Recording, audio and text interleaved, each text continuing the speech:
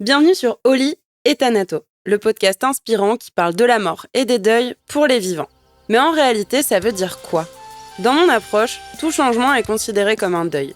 Qu'il s'agisse d'un décès, d'une séparation, d'un licenciement, d'un burn-out, d'un accident ou d'une crise de sens, tous les types de deuil sont abordés ici sans tabou. Mon objectif est de vous transmettre des ressources et des réflexions pour appréhender toute notion de finitude dans nos vies. Partager le micro pour témoigner son vécu, décrypter un sujet d'actualité sous l'angle du deuil ou éclairer nos connaissances sur ces sujets, on peut vraiment dire que je parle de la mort et des deuils à toutes les sauces. Alors, qu'avons-nous au menu cette semaine ?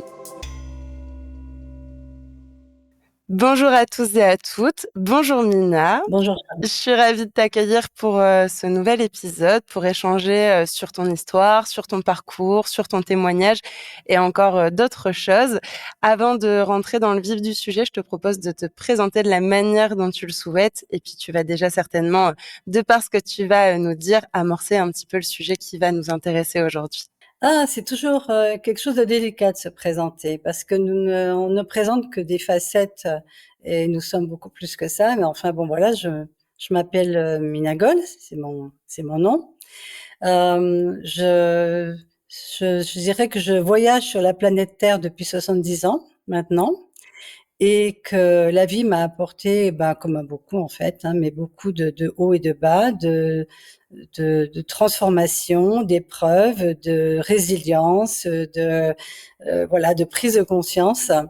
Heu et j'ai envie de dire que ce qui me définirait le plus, c'est que je suis comme un phénix, qui est né de ses cendres. Voilà, et pour moi, c'est important de dire que quoi qu'il nous arrive, on peut, vraiment rebondir, hein. Bon, à la base, j'ai été infirmière en pédopsychiatrie. Donc j'ai vécu un drame familial, la perte de mes enfants et du père qui les a tués, faut dire les mots, il faut employer les mots, parce que je voulais le quitter. Ça m'a mis complètement donc au plus bas qu'on puisse l'imaginer, et en même temps ça m'a obligée à lâcher prise complètement, m'abandonner à la vie et contacter des ressources que je ne savais pas que j'avais, et de découvrir une autre dimension en fait, de ce que pouvait être ma vie. Et à la suite de ça, j'ai fait beaucoup de séminaires, beaucoup de formations dans le monde entier. Je suis devenue psychothérapeute. J'ai accompagné des gens en individuel, en groupe, et puis peu à peu, mon parcours a pris un chemin plus spirituel, plus dans vraiment encore plus de s'en remettre à la vie, ouvrir notre esprit à des guidances invisibles. Donc, beaucoup de mes accompagnements se font, je dirais, par intuition directe aussi, et les outils deviennent moins importants. Voilà. Donc, tout mon chemin, c'est de réveiller en chacun la joie qui est là, et ça a été mon propre chemin, et donc je ne fais finalement que transmettre ce que j'ai traversé moi-même. Voilà. Eh ben, c'est une très belle et une très riche présentation. C'est pour ça que j'aime bien laisser les personnes se présenter. Et je pense que si tu t'étais présentée demain ou hier, ça aurait peut-être pas été la même. Il y aurait peut-être eu des petites différences. Et tu as déjà amené pas mal de choses. On voit la richesse aussi de ton parcours et c'est pour ça que j'avais à cœur aussi de t'interviewer et de passer ce moment avec toi. Tu as parlé de cette notion de drame familial. Tu as parlé justement de ce décès de tes enfants et de ton mari. Est-ce que tu veux nous en dire un peu plus ? Tu as déjà dit que c'était parce que tu allais le quitter. Est-ce que tu veux nous partager un petit peu quel a été cet événement quand tu avais 30 ans, le 8 mai 1985, si je ne dis pas de bêtises, qui a justement changé ta vie et qui a amené finalement un grand bout du parcours que tu viens de nous partager là dans les mots précédents? En réalité, j'ai un peu l'impression d'avoir tout dit parce que je n'ai pas envie de m'appesantir sur les détails en fait, de ce drame. On peut le trouver dans mon livre Apprivoiser le pardon si on a envie. On pourra dire quand même, ce qui est important pour moi, c'est que c'est un drame banal finalement.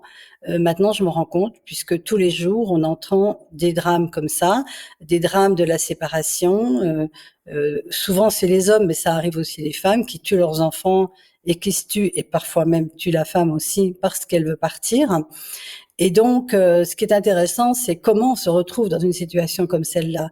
Et je dirais qu'avec le recul, en observant la jeune femme de 18 ans que j'étais quand je me suis mariée avec mon premier mari.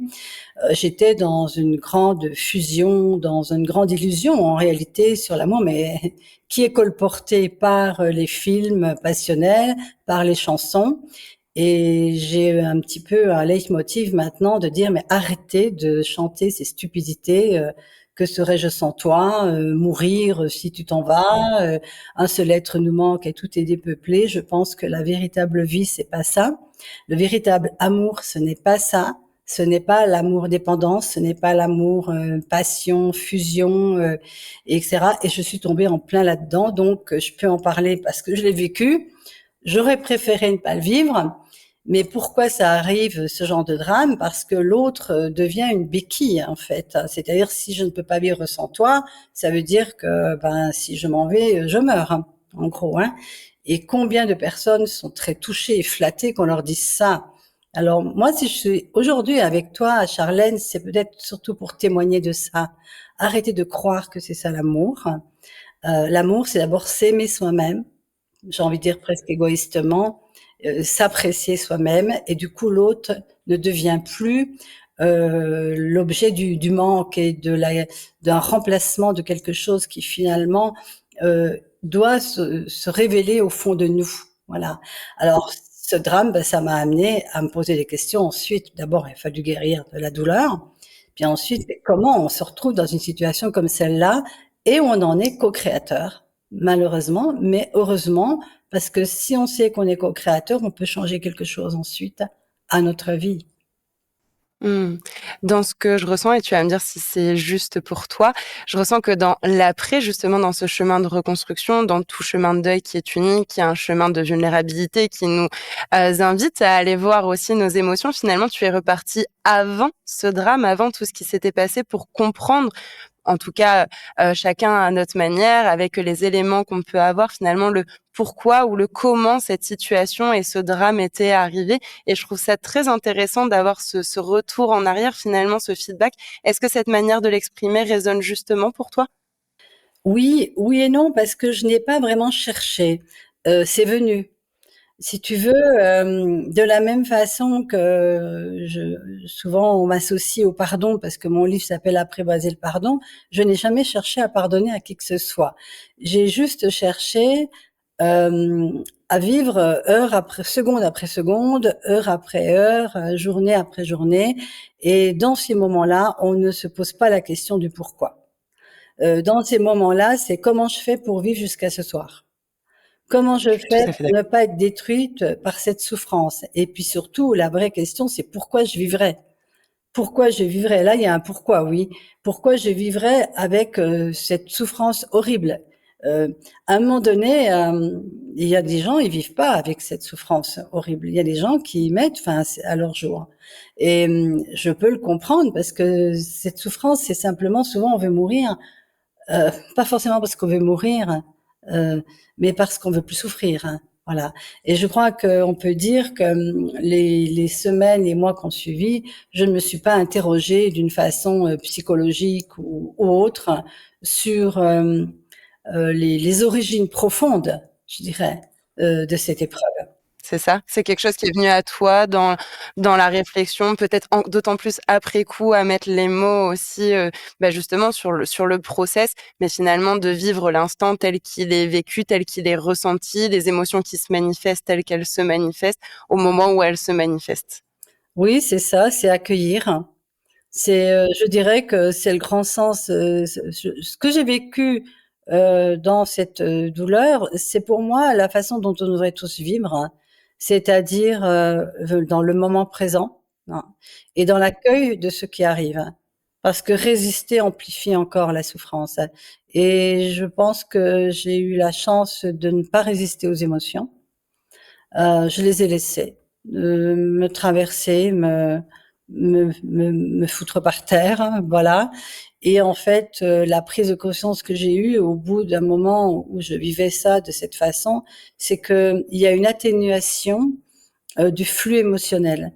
Parce que c'est une énergie, en fait, tout simplement. C'est une énergie qui est là parce que il y a quelque chose qui doit bouger, qui doit se transmuter à l'intérieur de soi, en fait. Et c'est pour ça que je dis souvent, n'ayez pas peur des émotions. Les émotions ne tuent pas. Les émotions, elles peuvent tuer si on y résiste, si on veut surtout pas. Voilà, les crier, les hurler, se rouler avec, les danser, les bouger. Voilà. Et donc, je crois que je peux dire que ça a été une grande partie après coup, parce que sur le moment, je me contentais de vivre ce qui venait, hein, voilà.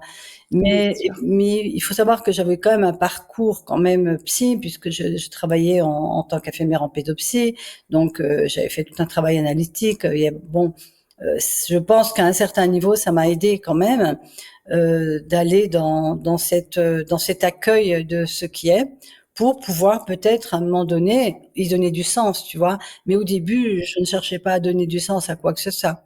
Je cherchais juste à sortir la tête hors de l'eau, et ça m'a amené en fait d'une façon magique, on pourrait dire. C'est que comme quand on n'a plus rien à perdre, on n'a plus peur, tu vois. Donc je n'avais plus peur de rien finalement. J'étais horriblement désespérée, mais je n'avais plus peur de rien. Qu'est-ce qui pouvait m'arriver de pire, franchement? Donc, et quelque part, il y a un autre aspect qui se détend, quoi. Je m'en fous. Tu peux me dire ce que tu veux, tu peux me faire ce que tu veux, qu'est-ce que tu veux, voilà. Et donc, ça donne une certaine liberté. Ça m'a donné la liberté de dire oui ou de dire non, c'est-à-dire de vraiment me mettre en priorité, parce que sinon je meurs, quoi. Parce que je peux pas. Il fallait bien que je me protège d'une certaine façon. Et ce qui s'est passé d'une façon magique, c'est que à partir du moment où j'ai choisi en fait de vivre malgré tout, parce qu'il y a quand même un choix qui doit se faire, hein. Soit on dit on meurt et puis on meurt, puis voilà, moi j'ai pas de jugement là-dessus, hein. Soit on se dit je vis. Et pourquoi j'ai choisi de vivre? Bah, la première chose, c'est pour que mes enfants ne soient pas morts pour rien. Mes enfants étaient morts parce que j'avais choisi de divorcer, parce que je voulais pas qu'ils voient qu'il puisse y avoir de la violence autour d'eux, parce que ça commençait comme ça. Et je l'ai fait pour qu'ils soient heureux. Et donc, il n'était pas possible que ce geste, enfin ce choix que j'avais fait et qui a amené leur mort, puisse se terminer aussi sur ma propre mort, ce qui aurait signifié qu'ils n'étaient morts pour rien et que tous ces choix n'auraient servi à rien. Et curieusement, c'est ça qui m'a motivée. Je me suis dit, il faut que je vive, je ne sais pas comment, pour qu'ils ne soient pas morts pour rien et que je puisse, peut-être, si j'y arrive, faire quelque chose quand même de cette vie qui m'est donnée. Voilà, c'était ça au début. Et à ce moment-là, un choix, ça crée vraiment une énergie, une vibration. En tout cas, c'est ce que je transmets maintenant de ma propre expérience. Et les choses sont venues à moi. Dire, je n'ai pas cherché. J'ai fait énormément de thérapies, de voyages initiatiques, de chemins spirituels. Je me suis pas dit, ah, aujourd'hui, je dois faire une thérapie, je dois faire un chemin spirituel, je dois aller dans tel groupe. Non, c'est arrivé à moi par quelqu'un qui m'a parlé de quelque chose. Puis tout d'un coup, il y avait un appel ou pas. Quand il n'y a pas d'appel, j'y allais pas. Tout d'un coup, il y avait un appel, mais je n'avais aucune idée de pourquoi j'allais faire ça. Mais je le faisais parce que la vie m'amenait ça. Voilà. Et c'était une succession, en fait, de rencontres, de stages. Et c'est là, à ce moment-là, oui, qu'ont émergé ces fameuses prises de conscience dont tu parlais au début. C'est-à-dire, mais qu'est-ce qui a fait, comment, quelle partie de moi a pu rentrer dans une relation si fusionnelle? Quel était ce besoin? D'où venait? Et donc, peu à peu, j'ai eu des prises de conscience, en fait, de cette carence qu'il pouvait y avoir en moi, de ce besoin d'amour, que quelqu'un, le prince charmant, enfin, arrive et me comble. Ce qui a été le cas au début. Ça a été le cas. Mais quand notre bonheur dépend d'une personne, ce n'est pas un véritable bonheur. C'est un bonheur factice. Et l'étape d'après, c'est de regarder comment ce bonheur que j'ai pu ressentir avec quelqu'un, je peux aussi moi le vivre. Parce que l'autre, en réalité, c'est pas lui qui nous donne le bonheur. C'est qui permet d'ouvrir des portes intérieures. Les portes justement de l'amour et d'ouvrir tous les centres énergétiques. Parce que quand on aime, on s'abandonne. quand on aime, on ouvre. Voilà.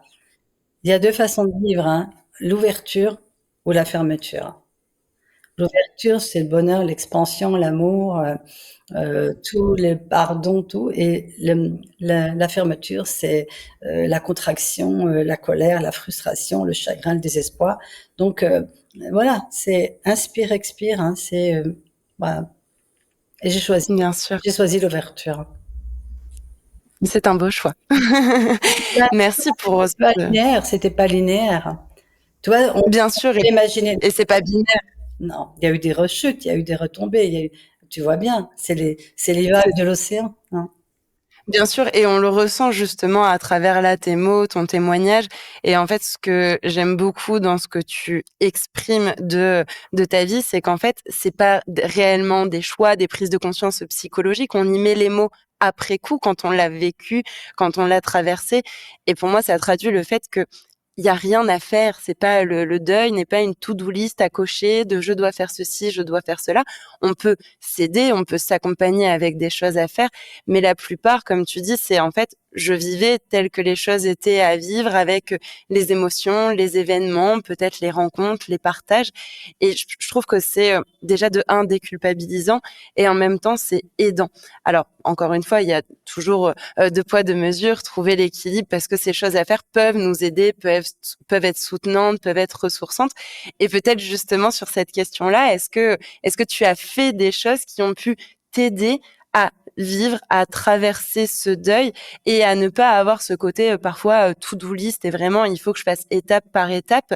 Est-ce qu'il y a des choses qui t'ont aidé à ce point-là, à ce niveau-là plutôt? Oui, en fait, ce qui m'a aidée, c'est essentiellement des témoignages. Moi, je suis pas du tout sensible au blabla et à la théorie. Je le dis tout de suite, j'ai appris beaucoup de théories dans ma vie. Pour devenir psychothérapeute, j'ai appris des choses, voilà, infirmière aussi. Mais moi, je ne crois pas effectivement aux théories sur comment on doit vivre un deuil. Ça a même tendance un petit peu à m'agacer parce que ça n'existe pas. Il n'y a pas un deuil, il y a des deuils en fonction de qui nous sommes. Un même deuil, même deuil, une même situation, une autre personne ne va pas le vivre du tout de la même façon. Et donc, qui peut savoir ce que c'est qu'un bon deuil ou un mauvais deuil? Quelqu'un me disait à un moment donné, oui, le deuil, il faut être entouré, c'est important qu'il y ait l'amour, l'amitié, machin. Oui, peut-être et peut-être que pas. Parce que moi, j'ai pas été entourée, j'ai dû me débrouiller, mais en fait, et si c'était justement grâce au fait de ne pas avoir ce soutien extérieur de personnes pour faciliter mon deuil, qui m'a permis justement d'aller au plus profond de moi et de m'en remettre non pas à des gens qui sont là parce que aussi peut-être ils ont peur de voir notre douleur et ils essaient de mettre un petit peu comment dire, de la gentillesse dessus et peut-être que ça va être plus facile à vivre, mais est-ce qu'on va vraiment aller au plus profond de son deuil? Moi, je pense que quand des personnes 30 ans plus tard parlent de leur perte d'enfants ou autres en étant encore en train de pleurer et elles n'ont pas fait le deuil, enfin elles n'ont pas fait le deuil, elles n'ont pas été jusqu'au bout de la transmutation. Parce que moi j'appelle, il n'y a pas un deuil à faire, c'est que quelque part on pourra plus jamais être la même personne. On pourra plus jamais vivre comme avant. Et c'est ça la vie. La vie, elle est faite de toute façon de deuil sans cesse, de mort renaissance. On le sait, pas uniquement par rapport à des morts physiques, hein, mais tout le temps. La mort de nos idéaux, etc. Et donc, en fait, il n'y a pas une, une façon, une règle. Alors, bien sûr, je connais toutes les étapes du deuil, le refus, le déni, enfin, ce qu'Elisabeth Kubler-Ross a indiqué, ce qui est pas du tout faux, hein. Mais chacun va le vivre à son rythme, à sa façon, puis peut-être qu'il y aura pas toutes les étapes. L'essentiel, on s'en fout des étapes. L'essentiel, c'est qu'un jour, tu te réveilles et tu puisses parler de tes enfants et qu'il n'y a plus que de l'amour. Voilà. Parce que quand on est dans le désespoir, dans la tristesse du départ de quelqu'un, et Dieu sait si on va tous être confrontés à ça. Donc il faut peut-être qu'on regarde ça aussi en face. C'est normal on va perdre nos parents, on va perdre des amis, voilà. Et c'est la vie. Voilà. Alors c'est vrai que par exemple, je vais des fois sur des groupes qui se sont spécialisés autour du deuil. Bon, je trouve que c'est super. C'est certainement un bon choix. Moi, personnellement, je l'aurais pas fait. Pourquoi? Parce que c'est pas parce que j'ai vécu des deuils que je suis devenue une spécialiste du deuil. Voilà, je peux juste témoigner. Voilà, je peux juste témoigner. Et quelque part, ça peut faire l'effet inverse, c'est que les gens peuvent avoir tendance de raconter combien ils sont malheureux, quoi. Puis les autres vont dire aussi, ah mais oui, c'est vrai, c'est encore pire. Et puis on s'en remet jamais, etc. J'entends, je lis des choses comme ça, et je me dis, mais en fait, les témoignages qui vont faire du bien, c'est de se dire qu'il y a peut-être une personne là ou une autre là qui elle dit, mais non, malgré l'horreur, j'ai pu en fait trouver un nouveau sens à ma vie, et au contraire, ça m'a tellement ouvert à quelque chose de plus grand. Et en général, le plus grand, c'est l'ouverture spirituelle. Je ne parle pas d'ouverture religieuse, hein, parce que ça n'a rien à voir avec la religion, ça n'a rien à voir avec les dogmes, les croyances. Mais c'est qu'à un moment donné, dans cette horreur de l'horreur, c'est pour ça que je suis pas toujours en train de dire c'est bien qu'il faut qu'il y ait plein de gens qui nous fassent du bien, parce que c'est souvent dans l'horreur de ça qu'à un moment donné on n'en peut plus et on lâche et on s'en remet, on sait pas à quoi, mais on s'abandonne. Tu vois ce que je veux dire? C'est-à-dire, Ouais, ouais. on dit souvent il faut laisser les gens tomber au plus bas pour qu'ils puissent donner leur propre coup de pied pour remonter. Personnellement, c'est mon expérience, hein, et c'est peut-être pour ça que il y a eu vraiment cette transmutation. C'est que je dis souvent, je remercie les personnes qui m'ont aidée, et c'est vrai que j'ai une gratitude infinie pour les rencontres, ces moments d'humanité, en fait, dont on a tant besoin. Mais je remercie aussi les personnes qui ne m'ont pas aidée. Parce qu'elles m'ont pas aidée, il m'a bien fallu, à un moment donné, presque prier, moi qui étais athée, me mettre à prier, mais qu'est-ce que je peux faire? Et à ce moment-là, on rentre dans la magie vibratoire qui est devenue pour beaucoup des formations et des techniques.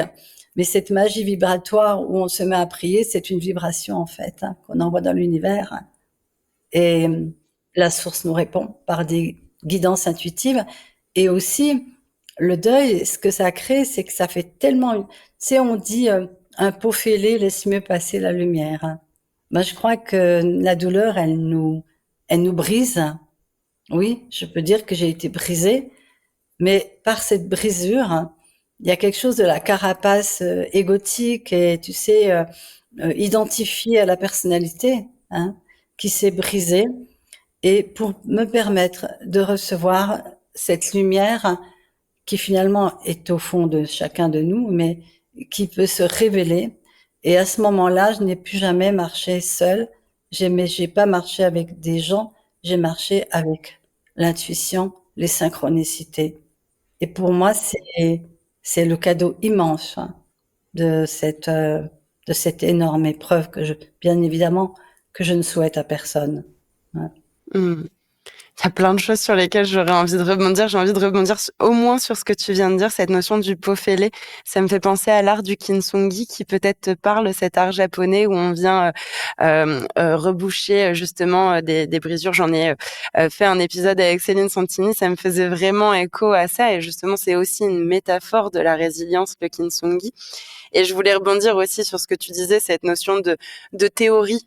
Pareil, je dis souvent, je suis pas la reine de la théorie. S'il faut le faire, l'apprendre et tout, ok, je vais le faire, mais c'est vraiment pas ma tasse de thé non plus. Et donc ces étapes du deuil, tu parlais justement du modèle d'Elisabeth Kubler-Ross, c'est le plus connu, mais il y en a d'autres aussi. Si ces modèles parlent aux auditeurs, auditrices qui nous écoutent, tant mieux, c'est super. S'ils sont aidants, tant mieux. Mais s'ils le sont pas, comme tu disais, je vais reprendre tes mots, bah en vrai, on s'en fiche. L'important, c'est de trouver vous ce qui vous fait du bien et de pouvoir traverser, parcourir ce chemin, pour rebondir aussi sur l'expression faire son deuil. Pour moi, on intègre le deuil. Tu disais l'exemple, par exemple, d'un parent qui, 30 ans après pleurait encore, peut-être de manière régulière, récurrente ou intense, réellement intense. On peut pleurer 30 ans après, Bien sûr. mais peut-être pas de la même manière ou pas pour les mêmes raisons. L'extérieur, c'est des larmes, mais elles n'ont pas la même cause, le même pourquoi ou le même comment. Et à travers, finalement, je trouve tout ce que tu disais, tu l'as cité un petit peu tout à l'heure, pour moi, il y a cette notion où le deuil peut être source aussi d'évolution. Tu disais, je suis plutôt dans cette notion de témoignage, et le témoignage de l'un ou de l'autre peut montrer que, en tout cas, moi, je le formulerai comme ça, il y a de la lumière, en fait. Il y a de la lumière, il y a de l'espoir. On peut s'en relever, on peut se reconstruire. On sera plus jamais comme avant, c'est ce que tu disais aussi. Mais on peut retrouver la vie, on peut retrouver la joie, pour citer aussi un mot que tu disais tout à l'heure. Cette notion-là, je trouve qu'elle est encore difficilement comprise. Parfois, elle est perçue comme un manque de respect, comme si le deuil et le décès d'une personne, qu'importe la personne qu'on a perdue, devenait une opportunité d'évolution de quelque chose, et ça a parfois du mal à être compris par les personnes. Alors, je pense avoir un bout de ta réponse, peut-être pas les auditeurs et auditrices. Est-ce que cette notion du deuil comme source d'évolution, alors pas uniquement, parce qu'il y a tout un parcours pour arriver à cette notion potentielle d'évolution qui peut parler à certains et ne pas parler à d'autres, est-ce que toi, elle te parle, et est-ce que parfois tu as un peu le même ressenti que moi, où les personnes ont du mal à comprendre cette notion-là et le perçoivent parfois comme un manque de respect? Alors, c'est une bonne question. Il y a 2 façons de vivre sa vie. Soit on est des victimes, soit on est des créateurs. C'est les 2 façons. Il nous arrive n'importe quel événement, on peut se dire qu'on n'a pas de chance et c'est horrible, et puis on attire en plus la pitié des autres, et les autres nous aiment bien. Il faut pas oublier que nous sommes dans une société malheureusement encore enfermée dans le triangle victime, bourreau, sauveur. Si on manque, si on manque d'amour, si on manque d'attention, le côté victime est parfait. Parce qu'on va toujours avoir des gens qui vont vouloir nous sauver, parce que les sauveurs aussi ont des failles narcissiques qui ont besoin. Je sais que ça peut agacer et fâcher ce que je vais dire, mais chaque fois que nous faisons quelque chose, nous devons toujours nous demander quelle est la véritable intention cachée derrière. Quelle est la véritable intention cachée derrière? Et je ne juge pas qu'on puisse avoir une vie de victime. Bon, je l'ai été par moments, c'est évident, c'est obligé, surtout au début. Voilà, parce que je n'étais pas consciente que je pouvais être créatrice inconsciemment de tous mes scénarios de vie, et que peut-être ce qui paraît le pire et le plus horrible est une chance pour notre évolution, comme tu viens de dire. Et je dirais que je le pense de la même façon pour l'humanité. Hein. L'humanité qui vit dans l'inconscience totale et qui est complètement endoctrinée à uniquement bosser, à la peur du manque et obéir, est une humanité qui peut-être, si elle prend un coup sur la tête, peut se réveiller, et ma foi, tant mieux. Et finalement, pourquoi je dis ça? Parce qu'à mon niveau, c'est ce qui s'est passé. Moi, j'avais une idée de la vie comme on me l'avait inculqué. C'est génial, on a un mari, on a un boulot, on a 2 enfants, et puis une voiture, et puis de temps en temps on va en vacances, etc. Bon. Et en fait, cette horrible chose qui m'est tombée dessus, parce que c'était franchement, c'est des fois je me dis même mais comment j'ai fait, toi? Et je dis même pas comment j'ai fait, je dis comment elle a fait, en parlant de moi, pour te dire que je suis arrivée à mon licencié, m'a amené en fait à bouger, à voyager, à me rendre compte que la mort n'est pas vécue pareil de la même façon dans d'autres cultures. Et que en fait, ce qui me manquait à moi terriblement, c'était cette conscience en fait que nous ne sommes pas notre corps, que nous ne sommes pas nos pensées, que nous ne sommes pas nos émotions. Mais comment j'aurais pu le savoir? Je n'ai pas à me juger de ça, et personne doit se juger.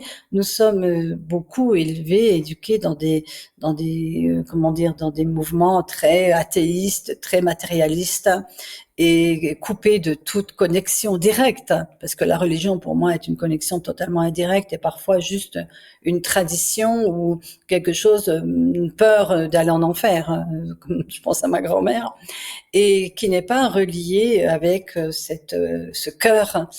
Tu vois, on peut prier pendant des années, si on prie le cœur fermé, il se passera rien.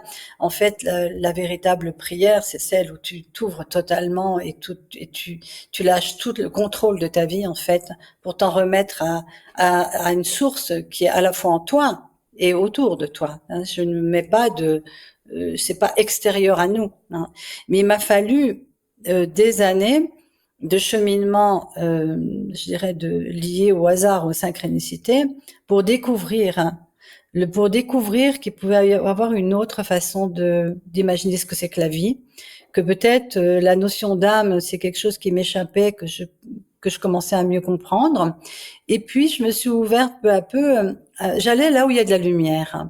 En fait, pour guérir du deuil, je ne crois pas que ça soit forcément là où les gens pleurent aussi sur leur deuil. Voilà. Je pense que quelque part, pour s'en sortir, il faut aller là où il y a de la joie, de la lumière, et peut-être même justement des personnes qui ont vécu des choses comme ça et qui ont retrouvé cette lumière. Et c'est ce qui m'est arrivé. Mais encore une fois, par hasard. À un moment donné, il y avait ce désespoir total où j'ai demandé, j'ai crié, mais s'il se passe pas quelque chose, je meurs. Toi, il y a eu ça. Et j'ai eu une réponse. Hein. J'ai eu une réponse indirecte. Quelqu'un a sonné à la porte et m'a donné le livre de Martin Gray, Au nom de tous les miens. Qu'est-ce que c'est ce livre? Un témoignage. Il y a que le témoignage, moi, qui m'intéresse. Les vécus. Tu comprends, les gens racontent des choses, mais s'ils le vivent pas dans leur quotidien, j'en ai rien à faire. Si on parle d'amour, de spiritualité, puis qu'on envoie balader les gens et qu'on leur dit des choses désagréables, non, tu vois. Donc moi, ce qui m'intéresse, c'est l'être. C'est ce qu'on dégage, c'est ce qu'on vit vraiment. On peut pas tricher avec l'énergie. Voilà. Et ce livre de Martin Gray, c'était le témoignage de quelqu'un qui avait vécu les camps de concentration, qui avait perdu toute sa famille, qui s'est évadé à 15 ans en se mettant sur un wagon et tout, qui s'est retrouvé à partir aux États-Unis et qui, dans une résilience extraordinaire, a recommencé une nouvelle vie et puis s'est marié, a eu 4 enfants, est venu dans le sud de la France et là, de nouveau, un incendie, il perd toute sa famille, il reste le seul survivant. C'est quand même interpellant. Et dans ce livre, il continuait malgré tout de parler de la force de vie. Parce que pour moi, si tu veux, j'ai refusé, par exemple, des émissions télévisées où on voulait me faire parler uniquement du drame, tous les détails et tout. Et moi, j'ai dit pourquoi faire? Après, il y aura le parcours, il y aura ce message où je peux enfin témoigner que on peut s'en transformer. Ah non, non, non, non, ça c'est pas. Me suivez pas. C'est quoi cette histoire? On n'est pas là C'est pas vendeur. pour faire pleurer dans les chaumières. Moi, je suis pas venue ici pour me raconter une histoire horrible où tout le monde pleure, la pauvre. Qu'est-ce que j'en ai à faire de ça? Moi, ce qui m'intéresse, c'est de juste témoigner. Et je n'ai même pas d'indice à donner, mais que il y a la vie quand on se remet à elle et quand on choisit de vivre, elle nous soulève, elle nous soutient et qu'il y a des hasards qui nous permettent de mettre. C'est comme le petit pousset, toi. Il y a des petits cailloux qui commencent à se mettre, tu vois. Et tu sais que tu n'es plus perdu parce que tu as des expériences. Et là, la lecture de ce livre m'a complètement fait basculer. Non pas parce il y avait une guidance, parce qu'il n'y en avait pas. Il y avait juste, attends, si cet homme-là, il a pu, moi, je, Pourquoi pas moi? mais je sais pas comment. Je sais pas comment. J'ai pas la règle. J'ai pas le mode d'emploi. Hein. Personne Il n'y en a n'a pas. le mode d'emploi, n'est-ce pas? Mais alors, je veux bien, mais qu'il me soit donné, et j'étais là, finalement, je savais pas que c'était une prière quand je disais ça, mais qu'il me soit donné la force, le courage et l'intuition pour aller là où je peux guérir.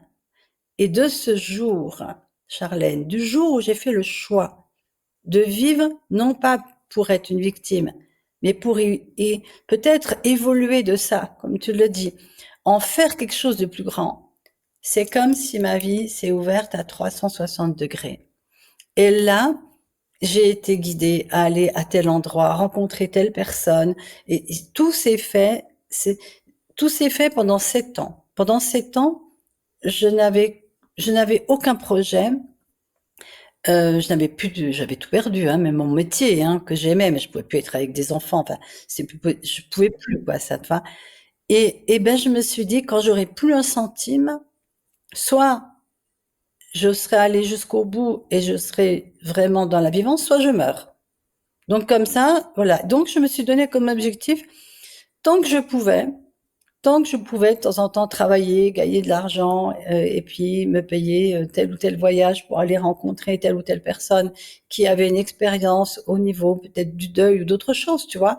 C'était tout ce qui était vers la conscience. Là, je commençais à avoir un appel intérieur très très fort vers la conscience, plus de conscience, les méditations, toutes ces choses qui m'étaient complètement inconnues. Voilà. Et c'est de là que mon premier voyage, c'est un voyage initiatique qui s'appelait Mourir pour renaître en Égypte.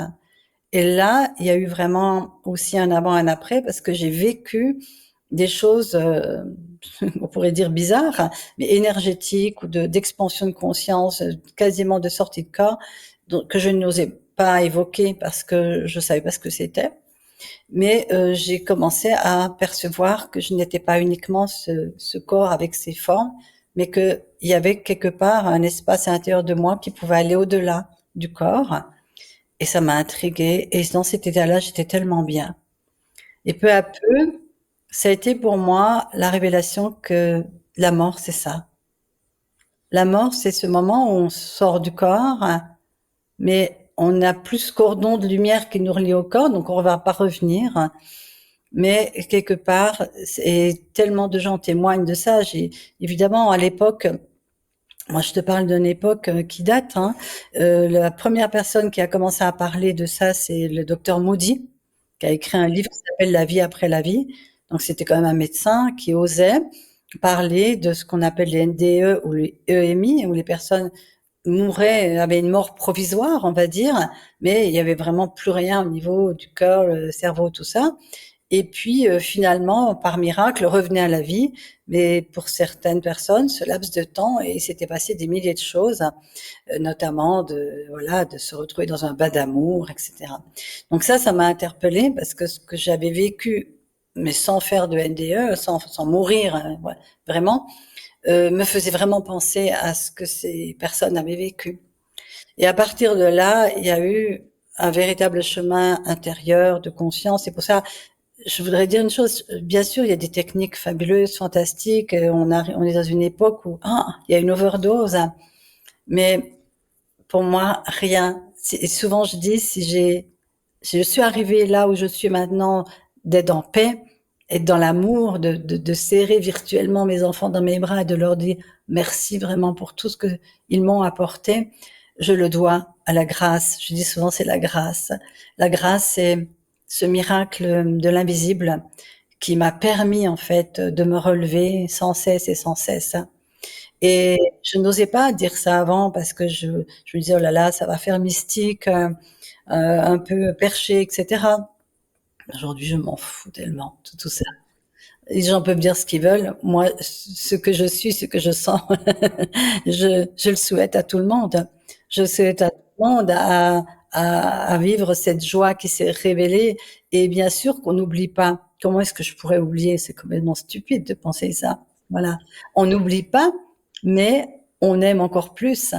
Et je me souviens très bien que lorsque il m'est arrivé certaines expériences, et que je sentais l'amour pour mes enfants, je me suis dit, mais ouais, mais avant, je pouvais pas sentir l'amour. Il y avait que le drame, il y avait que la tristesse, il y avait plus que le désespoir. C'est-à-dire que tant que j'étais dans ce deuil englué dedans, hein, dans cette fusion avec mes enfants et ce manque viscéral en fait, hein, parce que c'est même physique, hein, à un moment donné, euh, mon cœur ne pouvait pas s'ouvrir. Il y avait tellement de désespoir, de tristesse. Tu comprends? Et donc en fait, c'était presque du désamour. Le désespoir est un désamour quelque part. On peut plus puisque on est dans cette contraction, tu vois, on est dans ce chagrin énorme. Et par contre, quand il y a cette possibilité de nouveau ouvrir, hein, cet espace du cœur, parce qu'on sait qu'on n'est pas seul, parce qu'on sait qu'il y a une guidance invisible et qui n'a rien à voir avec un être humain, avec ses idées. Un jour il t'aime, le lendemain il t'aime plus, hein, parce que c'est quand même les relations. Tant qu'on n'est pas éveillé, c'est ça, les relations, c'est de la projection. Il faut comprendre que c'est de la projection. L'autre projette sur nous quelque chose. Et donc, c'est évidemment, tu comprendras que ça m'a fait faire un grand chemin autour des relations. Et c'est ma passion. Bien sûr. Ben oui, parce que la plupart des relations autour de nous sont des relations toxiques, tu vois. La plupart c'est toxique dans le sens que tant qu'on ne s'aime pas soi-même, on peut pas rentrer dans une relation d'amour total, confiance, sans peur de perdre, etc. C'est la solution à tout dans le monde, c'est s'aimer soi-même et reconnaître la beauté que nous sommes en tant que conscience incarnée dans un corps. non pas C'est ça, il y a beaucoup de la choses qui partent de nous, en fait, et on l'oublie très, très souvent, même trop souvent. Et je trouve que dans ce que tu disais, ça, déjà, il y a cette phrase que j'aime bien. J'aime beaucoup la métaphore du papillon parce qu'elle a un sens et une symbolique particulière pour moi, comme beaucoup de personnes endeuillées d'ailleurs. Mais et tu disais justement, on n'oublie pas, mais en fait, on n'oublie jamais. C'est on transforme le lien, on transforme la souffrance, et c'est ce que la chenille appelle la mort, le papillon l'appelle renaissance. Et je trouve que ça fait écho en fait à ce que tu viens de dire. On peut en trouver d'autres. Je sais qu'il y a, j'ai oublié le nom de son auteur, mais sans bout, pas de lotus. Enfin, il y a toutes ces notions là où en fait il y a cette idée de transformation. Et je trouve que tu l'as très bien illustré par divers exemples que tu as pu justement là nous partager dans les minutes précédentes. Et merci, c'est riche. Et c'est pour ça que ce podcast, il existe aussi. C'est pour des témoignages. Donc, tu vois, je pense qu'on s'est bien trouvé sur ce point, bah, sur cette notion de témoignage. oui, parce que le témoignage, encore une fois, n'est pas une vérité. Le témoignage, c'est un vécu de quelqu'un qui, si ça parle ou ça résonne à un autre, eh ben, ça va être un plus. Moi, j'ai pas la prétention de changer les choses, changer les gens, mais dans mon parcours de vie, le témoignage que j'ai pu faire à travers mes vidéos, ma chaîne YouTube, à travers mon livre, il y a des personnes qui me disent, il y a eu un moment, il y a eu un avant, un après. La lecture de motifs, comme moi, il y a eu un avant et après la lecture du livre de Martin Gray. D'ailleurs, Martin Gray m'avait demandé de témoigner. Il avait dit continuez cette chaîne du témoignage. À l'époque, je savais même pas que je le ferais. J'imaginais pas. Mais pour en venir à ces gens qui pensent que c'est immoral, on va dire, d'être de nouveau joyeux, heureux après un deuil, parce que ça, je n'en ai pas trop parlé. En fait, il y a effectivement des personnes qui ne supportent pas l'idée de nouveau d'être heureux. C'est comme s'ils lâchaient la personne qu'ils avaient aimée. Hein. Mais c'est l'inverse. C'est que quand tu es malheureux et que tu refuses d'être heureux parce que l'autre est parti, là, tu coupes encore plus la relation parce que tu peux plus être dans ta joie qui englobe l'amour que tu as pour ceux qui sont partis.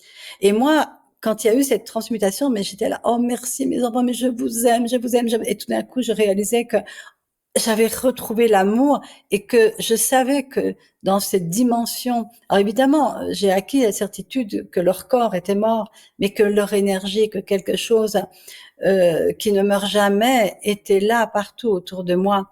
Alors évidemment, après, c'est un peu ce que dit Christiane Singer, j'aime beaucoup ce qu'elle avait dit, quand tout a brûlé, il ne reste plus au fond du tamis qu'un diamant incombustible. Alors en plus de ça, pour moi, la symbolique, parce que comme ma maison a brûlé avec eux, tu vois, il y a encore ce côté-là en plus. Mais il n'y a pas besoin d'avoir la maison qui brûle et que nos êtres brûlent. Mais je dirais, quand il n'y a plus rien, il y a encore quelque chose. Il y a ce qui ne meurt jamais. Voilà. Et je Rien crois, ne se perd, tout se et transforme. je crois que l'accomplissement d'un deuil, c'est le moment où tu sais que le corps est mort, oui, mais l'essence que tu as aimée, la connexion d'âme à âme, elle est toujours là. Et c'est pour ça que de notre vivant, nous devons apprendre à aimer d'âme à âme et non pas uniquement à travers les corps. Hein. Parce que le corps un jour disparaît. Et nous sommes vraiment, je regardais une publicité sur la séduction, les femmes. J'ai envie de dire aux femmes, mais arrêtez avec vos histoires de séduction. Un homme qui vous aime parce que vous êtes belle ne vous aime pas forcément. Il vous désire. C'est pas la même chose. Et quand vous n'aurez plus la séduction, eh bien, il vous laissera quelque part. Faut arrêter tous ces films où on voit la plupart des hommes qui m'ont aimé dans ma vie, vraiment, c'est des hommes qui m'ont vu, franchement, en pyjama, décoiffé. Bon, l'apparence physique, elle est très importante. Moi, j'aime mettre en valeur l'âme qui est en moi. C'est comme des fleurs, tu les mets dans un beau vase pour qu'elles, voilà. Mais en réalité, c'est juste pour le plaisir de la beauté en plus, hein. Mais on sait très bien qu'il y a des personnes qui ont un physique ingrat, puis dès qu'elles rayonnent de leur lumière et dès qu'elles parlent, mais on voit plus ça, on voit plus que cette personne, mais elle est magnifique. Hein. Donc cette espèce d'esclavage surtout les femmes, parce que elles supportent pas de vieillir, donc elle a peur de vieillir. À la fin, elles se ressemblent toutes parce qu'elles se disent que c'est comme ça qu'elles vont être encore aimées. Mais stop, faut arrêter ça. L'amour n'a rien à voir avec le physique. Il y a une attraction, certes, vibratoire, on va dire. Cette attraction vibratoire, elle peut se manifester aussi sous une forme physique, bien évidemment. Voilà. Mais c'est une attraction qui vient des profondeurs.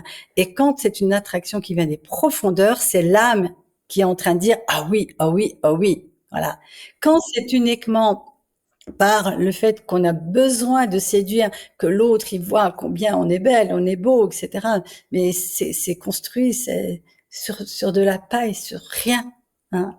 Et donc c'est là le grand piège, c'est que beaucoup de relations, pourquoi elles ne durent pas, parce qu'elles ne sont axées que sur le fait qu'on puisse faire l'amour et avoir un orgasme. Mais l'orgasme, on peut l'avoir aussi tout seul. Désolée de le dire, mais c'est la vérité. Hein, et que quelque part, arrêtons de croire que nous avons besoin de quelqu'un qui nous trouve à son goût pour être heureux et heureuse.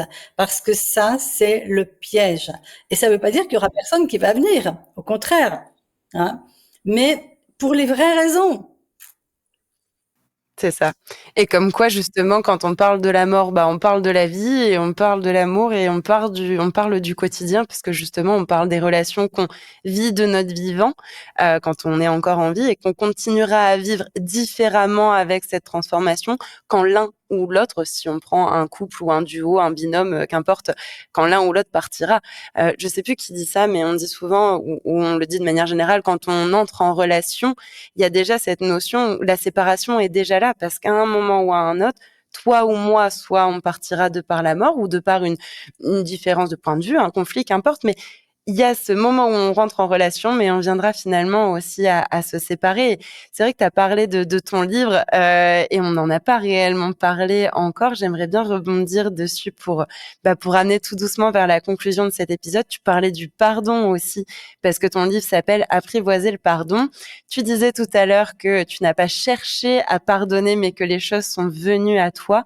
Et ça aussi, je trouve que c'est déjà hyper important. Je trouve que c'est déculpabilisant parce qu'on croit qu'on fait le pardon, encore une fois, comme si c'était une to-do list et qu'on le cochait. Ça y est, c'est bon, j'ai pardonné, c'est bon, c'est super. Personnellement, bah, j'ai le même ressenti et vécu que toi. Je n'ai pas cherché à pardonner. Soit c'est venu à moi, soit c'est pas venu à moi parce que c'était pas le bon moment, parce que c'était pas encore juste, parce que c'était pas X, Y, Z. Et tu le relis aussi à la notion de gratitude. Est-ce que tu veux nous en dire un petit mot ou un grand mot? Oui, bien sûr. Oh ben c'est amusant ce titre, Apprivoiser le pardon, parce que je dirais que c'est une grosse erreur, mais c'est pas une erreur en fait dans le sens que ça m'a ouvert une autre compréhension. Mais je vais quand même le dire. Moi, le titre, ça c'était Le choix de vivre. J'avais envoyé le manuscrit avec ce titre. Hein. Et en fait, la maison d'édition, qui était à l'époque Daniel et Anne Meroy-Gévaudan, m'ont dit oui, on a vraiment envie d'éditer ton livre, mais on va changer le titre, on va mettre Apprivoiser le pardon. Moi, je suis restée un peu comme ça, et mais je m'en fichais un peu en fait. Hein, voilà. Et puis en fait, ça venait du fait que quand j'étais en Inde, à la fin de mon parcours de transformation, j'étais devant les foyers de crémation. Et là, j'ai vu ce que je n'avais pas vu, c'est-à-dire des corps qui brûlaient comme c'était arrivé, mais moi, on m'a donné des urnes. Je n'ai pas eu toutes ces images.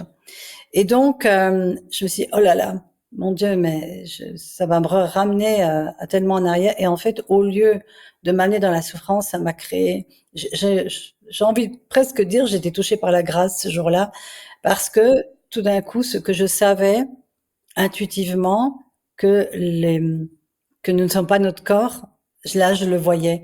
C'est-à-dire, c'était clair qu'on était en train de brûler des carcasses, voilà, des carcasses, mais que partout autour, il y avait l'énergie, l'âme, etc. Et là, ça a été une explosion de bonheur à l'intérieur de moi. Et c'est là que j'ai eu cette gratitude énorme pour le parcours en me disant, enfin, j'ai compris. Enfin, maintenant, je sais.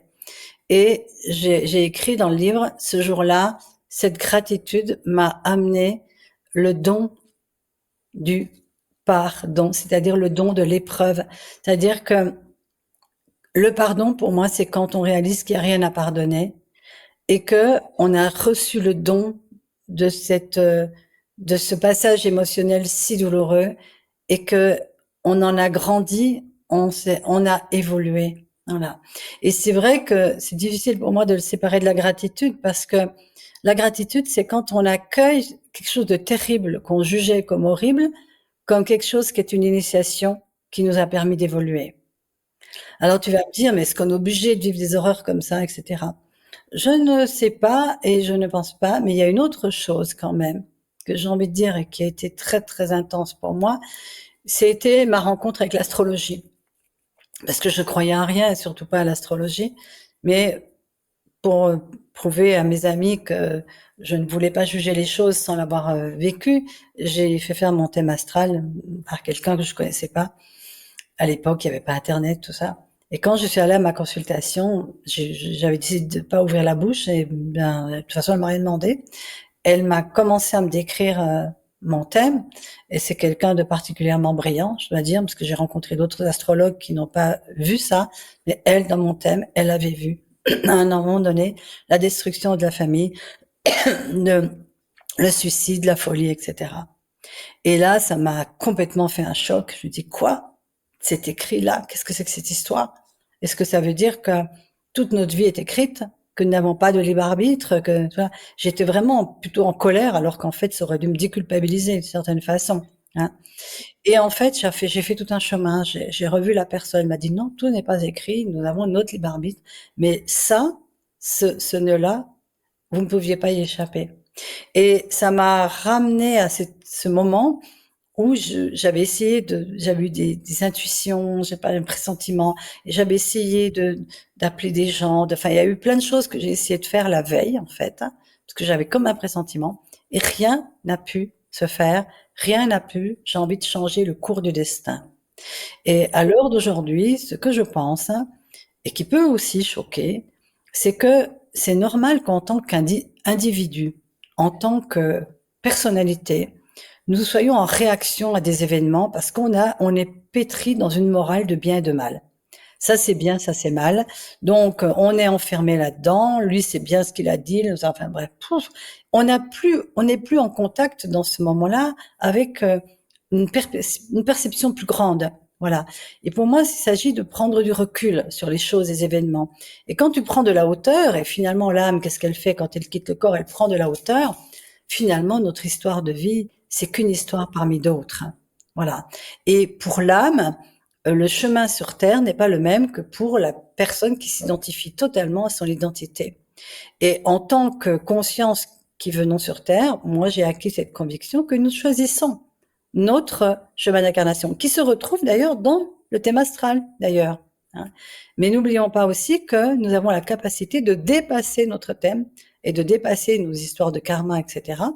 Et que c'est ça le chemin de l'être humain sur Terre. En tout cas, moi, c'est comme ça que je le vois, hein. C'est que plus je me libère de mes idées toutes faites, de mes jugements, de ma vision de comment doit être ce monde et que je dois changer les choses, hein, au lieu de m'abandonner à quelque chose de plus grand qui va amener une guidance et peut-être une facilité d'ailleurs, que nous n'avons pas quand nous voulons contrôler nous-mêmes.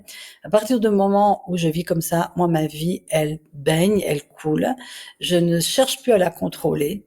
J'habite dans un endroit où j'aurais jamais imaginé, mais c'est la vie qui m'a amené là. C'est pas du tout ce que j'avais prévu. Ça m'a amené à rencontrer des personnes fantastiques, hein, dont mon compagnon actuel.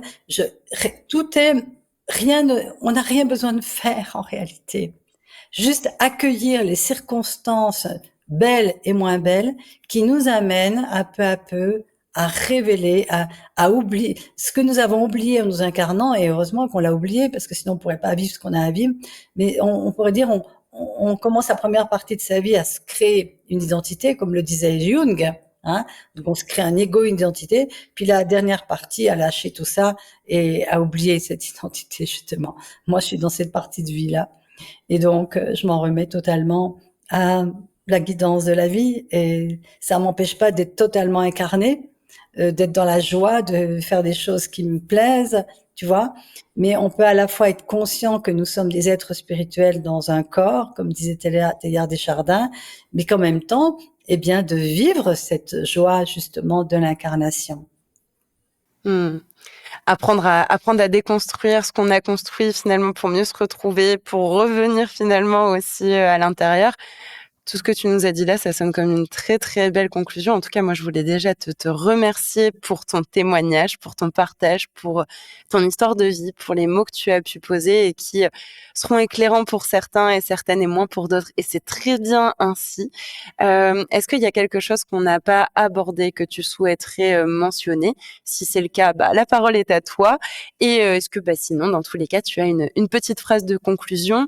Il y a pas mal de choses déjà de ressources que tu as mentionnées, que je mentionnerai aussi dans les liens de la description, ton site, où te retrouver, ton livre, tout ça, ça figurera directement en lien. Les personnes ont juste à descendre et à cliquer. La parole est à toi pour conclure. La conclusion pour moi, c'est que chacune et chacun, nous ne devons pas oublier que nous sommes des êtres merveilleux, lumineux, et qu'il y a en nous justement une lumière qui ne s'éteint jamais, et que nous avons à oser resplendir de cette lumière. Beaucoup de gens pensent que c'est de l'arrogance de vouloir montrer sa lumière, de rayonner. En fait, c'est l'inverse de l'arrogance. C'est vraiment remercier la conscience de nous avoir donné cette capacité de traverser la vie non pas en rampant, mais en marchant droit, connecté au ciel et à la terre. Et parfois, quand on croit qu'elle s'éteint, il faut la raviver. Elle peut être un peu plus faible par moment, mais elle est toujours là. Il y a toujours des petites braises, il y a toujours quelque chose que peut faire qu'on peut rallumer la flamme. Un énorme merci, Mina, pour ta participation et pour ton temps. Et puis, moi, je te dis à très vite, du coup. Merci. Merci à toi. En parlant de ces sujets, nous leur faisons une place dans nos sociétés. Et c'est ainsi que les tabous peuvent se lever. Je suis vraiment convaincue qu'il est possible de développer notre résilience face à la finitude et au deuil de nos vies. Si vous voulez soutenir mon travail, vous pouvez vous abonner et noter le podcast sur votre plateforme d'écoute. N'hésitez pas aussi à le partager autour de vous et sur vos réseaux. Merci pour votre soutien et sachez que vous pouvez même faire un don. Si vous traversez un deuil et que vous souhaitez être soutenu sur ce chemin, réservez votre séance découverte pour me poser toutes vos questions et connaître ma philosophie d'accompagnement. Mais d'ailleurs, que voulez-vous au menu dans les prochains épisodes ?